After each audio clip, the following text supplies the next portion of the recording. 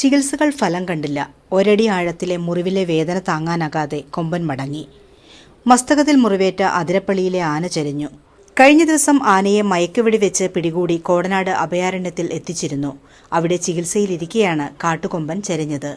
ആനയുടെ മസ്തകത്തിൽ ഒരടി താഴ്ചയിലുള്ള മുറിവുണ്ടായിരുന്നതിനാൽ പൂർണ്ണമായും ആരോഗ്യപ്രവർത്തകരുടെ നിരീക്ഷണത്തിലായിരുന്നു. കഴിഞ്ഞ 2 ദിവസമായി അരുൺ സക്കറിയയുടെ നേതൃത്വത്തിലുള്ള ആരോഗ്യപ്രവർത്തകരുടെ സംഘം ആനയ്ക്ക് ഭക്ഷണത്തിൽ മരുന്ന് കലർത്തി കഴിപ്പിച്ചു വരികയായിരുന്നു. ആന നിരന്തരമായി അസ്വസ്ഥത പ്രകടിപ്പിച്ചതിനാൽ ഡോക്ടർമാർക്ക് മുറിവിൽ നേരിട്ട് മരുന്ന് പുരട്ടാൻ കഴിഞ്ഞിരുന്നില്ല. വ്യാഴാഴ്ച രാത്രിയോടെയാണ് ആനയുടെ ആരോഗ്യനില വഷളായത്. മസ്തകത്തിലെ അണുബാധ തുമ്പിക്കൈയിലേക്കും വ്യാപിക്കുകയായിരുന്നു. ആനയെ മയക്കുവെടി വെച്ച് പിടികൂടുന്നതിൽ വനം വകുപ്പിന് ഏറെ കാലതാമസമുണ്ടായി.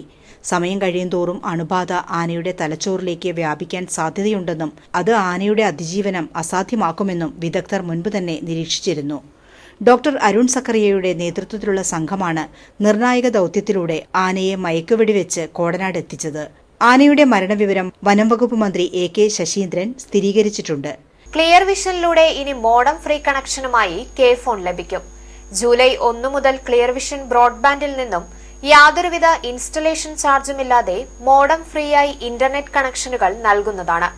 നിരവധി ആകർഷകമായ പ്ലാനുകളാണ് കെ-ഫോണിനുള്ളത്. കണക്ഷൻ ആവശ്യമുള്ളവർക്ക് ക്ലിയർ വിഷനിൽ ഫോട്ടോയും ആധാർ കാർഡിന്റെ കോപ്പിയുമായി വന്ന് ബുക്ക് ചെയ്യാവുന്നതാണ്.